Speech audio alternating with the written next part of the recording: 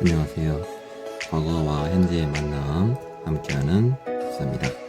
오늘도 같이 하시죠. 안녕하십니까. 이번 시간에 우리가 그 명나라 청나라를 같이 배울 건데 내용이 좀 많을 거예요. 그래서 여러분들이 명나라 청나라 제국도 이제 어 됐고, 그 다음에 중국이 지금 가장 이제 좀 가깝다라고 생각하는 나라가 명나라 청나라거든요. 그래서 이 부분을 우리가 학습을 해 보겠습니다. 일단 제목처럼 명청 제국이라고 하는 시대가 바로 동아시아의 중심이었다라고 생각을 해보시면 되겠습니다. 그리고 이제 요 내용에 들어갈 때 요 부분, 활발한 대외 교류가 있다라고 하는 부분도 알아두시면 학습할 때 큰 도움이 될 것 같습니다. 일단 명나라의 건국과 발전을 보면요. 일단 첫 번째 문단은 바로 주인공이 바로 주원장 홍무제입니다. 이 홍무제 같은 경우는 뭐 이제 뭘 했냐? 바로 이제 원나라를 몰아내고, 원나라가 몰아 이제 쫓겨나면서 이제 몽골 고원의 북원이란 나라로 좀 줄어듭니다. 그런 과정에서 중국 남쪽에 바로 금능이란 곳이 있거든요. 현재는 난징, 이 난징을 수도로 해서 명나라를 건국을 했습니다. 조선이 세워지기 약간 전이죠, 그죠? 그때 홍무제를 뭘 하냐? 바로 이제 황제권을 강화한다가 일단 기본 포인트입니다. 황제권 강화. 이 황제권을 강화하기 위해서 여러 가지 정책을 하는데요. 한번 살펴보겠습니다. 1번 재상제 폐지, 두 번째 이갑제 실시, 뭐 다음에는 세금 징수, 그 다음에는 과거제와 학교교육 강화, 유교의 가르침을 전파. 이제 유교의 가르침 전파가 육유라고 하거든요. 네. 유교라고 하는 부분은 이제 여러분이 우리 이제 같이 수업할 때 어떠한 내용을 보시게 될 겁니다. 그 내용이 바로 유교적인 덕목이다라고 보시면 되는데요. 그 부분은 아마 명청 사회 할 때 이런 부분을 좀 자세하게 수업을 할 수 있을 거예요. 음. 그러면 이갑제라고 하는 게 뭐냐? 이갑제라고 하는 부분은 이제 이런 겁니다. 이제 110호를 1, 2로, 그 다음에 그 중에 10호를 2장, 나머지 100호는 갑. 그래서 이제 어떻게 보면 반장과 그 다음에 반 구성원들이라고 생각을 하시면 돼요. 그래서 반 구성원들이 100명 있다고 칩시다. 그리고 이 100명을 이제 관리하는 사람이 반장 10명이 된 겁니다. 그래서 10명 학생을 한 명이 관리한다로 생각하시면 돼요. 그리고 이 한 명 학생들이 10명 학생에 대한 세금을 걷어서 이 걷은 세금을 나라에 또는 지방 정부에 납부하는 제도. 이게 이제 이갑제라고 보시면 되는데, 어쨌든 이 이갑제는 세금 징수 목표도 있지만 여기에 더불어서 이제 백성 통제하는 역할도 합니다. 그래서 이제 세금 징수하면서 이 사람이 있는지 없는지 이런 거를 잘 관리할 수 있겠죠. 그래서 이런 부분 알아두시면 좋겠고, 다음에 세 번째 황제가 있는데요. 이 황제 이름은 영락제입니다. 우리가 조선 태종 이방원 할 때 영락제를 잠시 언급할 거예요. 그래서 보면 이 영락제 같은 경우는 이제 수도를 옮겼다라고 하는 부분이 좀 중요할 것 같습니다. 수도를 옮겼다. 그리고 적극적인 대외 정책. 이 이유가 있어요. 그래서 대외 정책을 하게 되는데, 이때 이제 좀 많은 나라와 교류를 하게 됩니다. 그때 활약한 사람이 바로 누구냐? 바로 정화라는 사람입니다. 네, 체크할까요? 정화. 이 정화라고 하는 사람이 이제 바다로 나가면서 명나라의 문화를 전달하고, 그다음에 다른 나라로부터 이제 많은 문물을 또 이제 수입하고 교류하는 그런 이제 효과를 이제 딱 가져오거든요. 그러면서 명나라와 다른 나라 간에 조공 관계가 만들어집니다. 이 조공 관계라고 하는 거 여기서 좀 배우면 좋겠는데요. 중국의 정치적 우위를 인정을 하고 중국은 주변국의 왕위를 인정해서 책봉한다. 그래서 이 관계를 전통적으로는 조공 책봉 관계라고 하기도 했어요. 그래서 특히 이제 중국과 조선에서 이 관계가 많이 정립이 된다라고 보시면 되겠습니다. 당시 이제 이 무역을 통한 조공 형식인데요. 이 무역은 이제 명나라에서는 감합무역이라고 우리가 지칭을 하기도 합니다. 일단 요 이제 정화의 원정 같은 경우는 우리가 수업할 때 좀 더 자세하게 수업을 할 것 같고요. 어, 여러분도 시간이 되시면 인물 다가서기에 요 부분도 알아보시면 참 좋겠습니다. 명의 세 번째 황제인 영락제 즉위 이후 황관 정화는 중국 남해로 원정을 가게 된다. 이를 통해 중국 중심의 조공 질서가 확대되었으나 정화의 원정 이후에는 경제적 효과에 대한 불신 등으로 바다에서의 확대 정책이 중단되기에 이르렀다. 그다음에 마지막 문단 한번 볼까요? 명나라가 나름 잘 나갔다고 생각을 하지만 실제로 명나라 중반 이후에 후반쯤이 되면 관료들이 정권 다툼을 하게 되고 이때 환관이 굉장히 이제 많이 발달하게 됩니다. 환관. 황관이라고 하는 이제 어떻게 보면 황제의 근친 세력 이제라고 보시면 돼요. 근위 세력. 그러니까 황제 옆에 붙어서 이제 권력을 차지했던 사람들 그리고 관료들도 이제 나름대로 이 정권을 잡기 위해서 이 황관과 관료들이 이제 다투게 되는 이런 상황이 명나라 중반의 상황이 되겠습니다. 그리고 이제 외적의 침입도 있거든요. 당시 뭐 북원이라든가 다른 민족들의 침입도 있고 또한 이제 그 임진왜란 때 조선에 이제 군대를 보내주는 이제 만력제의 상황이 있습니다. 그런 상황으로 인해서 이제 여기 나와 있는 것처럼 재정이 크게 어려워졌다라고 보시면 돼요. 그러면 이제 우리가 이미 알겠지만 돈을 더 많이 걷겠죠. 세금을 올리면 당연히 누가 반발합니까? 네. 농민들이 반항을 했던 거죠. 그래서 농민군이 저항을 하면서 명나라는 농민군의 반란으로 인해서 멸망했다라고 보시면 되겠습니다. 그러면 이 농민군을 진압한 애들이 누구냐? 바로 얘들이었습니다. 만주족이었는데요. 이 만주족이 이제 이런 농민 반란을 진압을 하면서 나라가 이제 좀 더 확대가 되는 과정을 거칩니다. 이때 이제 활약한 사람들이 누르하치라든가 홍타이지라고 보면 되는데 누르하치는 후금 건국 그리고 홍타이지는 청나라로 이름 바꾼 거 이렇게 보시면 되겠습니다. 우리나라와 관련된 두 인물이에요. 후금 건국한 누르하치는 이제 이때 후금이 조선에 침략을 하죠. 정묘호란으로 우리가 배울 거고요. 그 다음에 청나라로 이름 바꾸고 나서 침략한 거는 병자호란으로 배울 겁니다. 이미 쌤이 수업을 했지만 청나라는 혹시 뭐라고 규정을 했던가요? 음, 기억나시는지 모르겠지만 바로 정복왕조였습니다. 네, 핵심이죠. 이 정복왕조는 이제 요 금원청이 있었는데 이 정복왕조의 또 다른 특징은 바로 이중 통치 체제이다라고 얘기를 한번 드린 적이 있어요. 자, 이 이중 통치 체제의 또 다른 이제 제도로서 청나라는 바로 회유책과 강압책을 실시했다라고 보시면 돼요. 그러니까 명나라처럼 이제 중화를 이제 만들고자 하는 청나라는 이제 중화 질서에 녹아들고 또한 자신들의 전통을 지켜나가기 위해서 자신들의 통치에 협조하는 사람들은 회유, 통치에 협조를 하지 않으면 강압책 이렇게 실시를 하는데 이 회유책과 강압책은 이렇게 볼 수 있겠습니다. 왼쪽은 회유책, 오른쪽은 강압책. 대표적으로 이제 변발 강요 이 부분을 알아두시면 좋겠고요.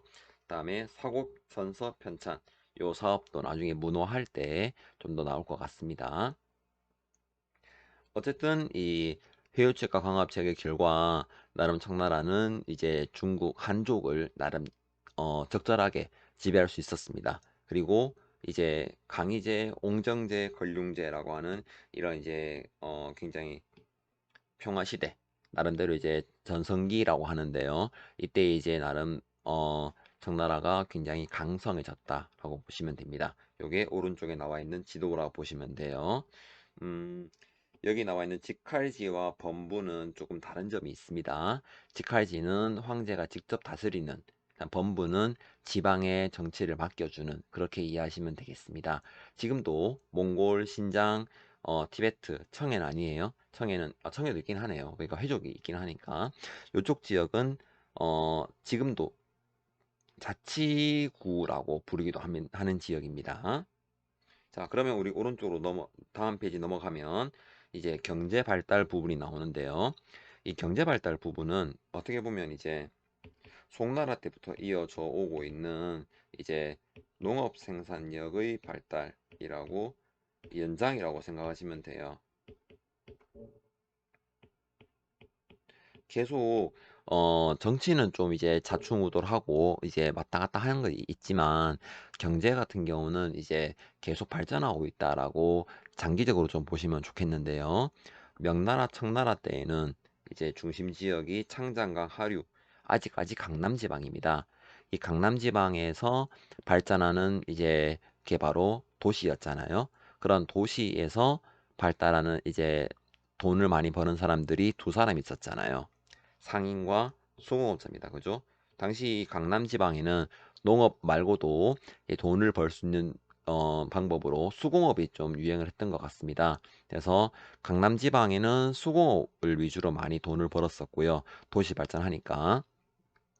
그다음 강남 지방이 아니었던 지역이 또 있습니다. 바로 중상류 지역 같은 경우인데 요 경우에는 이미 강남 지방에 농사를 잘 안 하고 수공업이나 상업을 하니까 이제 중상류 지역으로 이제 농민들이 옮겨오게 됩니다. 이주를 하게 되는 거지요. 그래서 중상류 지역에서는 쌀 생산 중심으로 갔다라고 보시면 되겠습니다. 이제 그러면 이제 이 지역별로 이제 상품들이 나누어지게 되겠죠. 또한 이제 이런 쌀 생산이라든가 수공업 생산품을 이제 상인들이 사서 시장에도 팔지 않겠습니까? 그래서 전문적인 상업 상인들도 많이 발달하게 된다라고 하는 것도 우리가 알 수 있겠습니다. 이 부분은 좀 심화 과정인데요. 그래도 여러분들이 알아두시면 꼭 도움이 될 것 같습니다. 청나라 대에는 송나라 이후 발전되어 오던 농업이 더욱 발전되었다. 이로 인해 쌀 생산량이 급증하게 되었으며 인구 또한 강하류에서 중류지방으로 이동하게 되었다. 산서 상인 등 대상인의 출현도 인구 이동에 영향을 주었다. 무역 발전은 해금 정책 안에서도 이루어졌다. 앞서 쌤이 이제 정화의 원정을 얘기할 때 명나라는 국제적 교류가 많이 있었다라고 얘기를 한번 잠시 했는데요. 국제적 교류가 있다는 뜻은 당시 이제 연결된다는 겁니다. 세계가 연결된다는 거예요. 이제 중국이 동양 또는 아시아에 머무르지 않고 이제 아시아를 넘어서 이슬람이라든가 또는 유럽과 연결되어 있다라고 보시면 되는데요. 이때 이제 유럽과 연결되면서 어, 나름 이제 서양 상품들이 많이 들어왔다라고 이해하시고요. 또한 이제 중국 내에서 이제 은이 많이 이제 유통이 되었습니다. 그래서 은이 많아지니까 그러면 국가에서 은이 필요하니까 이거를 세금으로 걷었거든요. 이 은을 세금으로 내는 제도, 요거는 단어가 있기 때문에 알아두시면 좋겠습니다. 명나라는 교과서에 나온 대로 일조 편법, 청나라는 지정은제라는 게 있습니다. 요 왼쪽에 그림이 있는데 이 부분은 네, 수업 시간 때 자세하게 해드릴게요. 그래서 이런 게 있다라고 하는 거, 특히 다른 부분이 있죠. 두 개 내는 게 명나라, 한 개로 내는 게 청나라 구분이 있으니까요. 요거 알아두시고 미리 읽어 오시면 더 좋을 것 같네요. 다음 명나라 청나라의 사회와 문화를 할 텐데 요때 우리가 굵은 글씨만 먼저 보면 사회 지배층은 신사이다 라고 보면 됩니다. 송나라 때에는 혹시 뭔지 기억나나요? 송나라 때는 사대부였잖아요. 사대부는 관료이자 독서인이자 지주였죠. 근데 신사는 이제 관리로 진출하거나 아니면 지방에서 보조하는 역할도 한다라고 보시면 돼요. 그리고 이 사람들은 독서인이었기 때문에 민중들을 교화한다라고 보시면 됩니다. 그래서 신사라고 하는 사람들은 관료는 아닐 수 있습니다. 그렇지만 지방 내에서 나름 이제 좀 지식인 역할을 한다라고 생각을 하면 되겠습니다. 그러면 이 명청시대의 지식인을 하려면 뭘 공부해야 되겠습니까? 바로 성리학 또는 유학을 공부해야 되겠죠. 그래서 유학을 공부하는데 이 유학의 흐름이 조금 바뀌어요. 이제 송나라 때, 죄송해요. 송나라 때에는 우리가 성리학이라고 하는 걸 배웠는데, 이런 성리학이 조금 이제 우주의 원리가 뭐냐, 인간의 심성이 뭐냐, 우리가 한번 탐구해보자, 이런 이론과 너무 이제 현실과 안 맞는 학문으로 나가게 됩니다. 원리를 탐구하는 거니까요. 그러니까 이제 실생활에 좀 쓰이는 학문을 하자라고 했는 겁니다. 이게 뭐냐? 바로 실천을 중시하는 양명학, 명나라 때예요. 그리고 청나라 때에는 이제 편찬 사업을 많이 했지 않습니까? 그래서 편찬 사업을 하려면, 책을 만들려면 실제로 있는지 없는지 그런 증거가 굉장히 중요하거든요. 그래서 실증적인 연구를 중시하는 고증학이라고 하는 게 나왔습니다. 물론 이제 이때 황제 강희제라고 하는 황제가 문자의 옥이라는 거 하는 걸 이제 펼치면서 이제 실제로 있는 것만 써라 라고 하는 거가 문화의 이제 아주 중요한 흐름이 있긴 합니다. 음, 밑에 부분은 경제 발전, 서민 문화, 그리고 서민 문학 발달, 소설 유행. 요거는 제가 수업할 때 거의 공식이라고 했잖아요. 그래서 요런 거는 이제 저번에 수업할 때 부분을 내용을 참고하시면 좋겠습니다. 자, 오른쪽으로 넘어오면 이제 우리가 아까 했던 무역 부분을 볼 수 있는데, 그 무역 부분에서 우리가 봐야 하는 거 바로 명나라의 해금 정책을 일단 알아두시면 좋겠습니다. 이 해금 정책이라고 하는 게 뭐냐? 어, 해금 정책은 이제 추가적인 설명이 있을 거예요. 그래서 그걸 보시고요. 일단은 좀 바다를 통제했다라고 보시면 됩니다. 그리고 허가된 무역을 했다라고 보시면 돼요. 이 허가된 무역은 다른 말로 감합무역이다라고 보시면 되겠습니다. 하지만 이제 정화의 원정 이후에 이제 중국과 유럽과 또는 다른 나라와 교역이 많아졌다라고 얘기했었죠. 그래서 여기 보면 이제 일부 부분적으로 교역을 허용했다라고 되어 있습니다. 그러면 사람들이 많이 들어오겠죠. 유럽에서 중국으로 온 사람들의 대부분은 바로 그리스도교 선교사들이 꽤 많았습니다. 요 부분은요, 저희가 종교 개혁할 때 왜 이 사람들이 넘어왔나라는 것을 알 수 있습니다. 그래서 종교 개혁과 관련되어 있으니까 이 부분 미리 체크해두고 나중에 한번 연결시키면 더 좋을 것 같네요. 이런 선교사들은 이제 다양한 학문도 소개시켜줬는데요. 가장 중요한 지도가 하나 나왔습니다. 마테오 리치가 이제 그렸던 권여 만국 전도. 중국 최초의 세계 지도라고 평가받는 이 지도는요, 바로 중국인의 세계관에 영향을 주었다라고 보시면 되겠습니다. 이 부분은 우리가 한국사 시간에 죄송해요. 혼일강리 역대국도 지도라고 하는 지도를 배우는데요.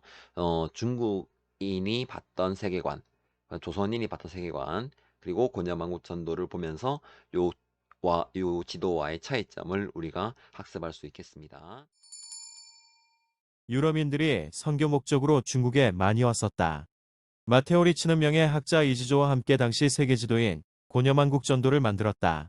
이 지도는 중국인의 중화 사상의 변화를 초래하였으며 필사본이 조선에도 알려지자 지식인들의 세계관에도 동요를 일으키게 되었다. 그리고 청나라 같은 경우는 해금 정책 이후에 이제 광저우만 개방하는 공행무역이 되는데 이 부분도 우리가 알아두시면 좋을 것 같습니다. 수업이 꽤 길었습니다. 그죠? 그래서 명청 시대의 사회 모습, 경제 모습, 그다음에 정치적 모습 이런 부분 잘 이제 보시면서 오늘 수업을 정리하면 더 좋겠습니다. 네, 오늘은 여기까지입니다. 고생 많았고요. 저희는 다음 시간에 좀더 발전된 내용으로 만나겠습니다. 안녕, 고생했습니다. 함께하는 역사, 여러분의 구독과 좋아요, 알림 설정 부탁드립니다. 감사합니다.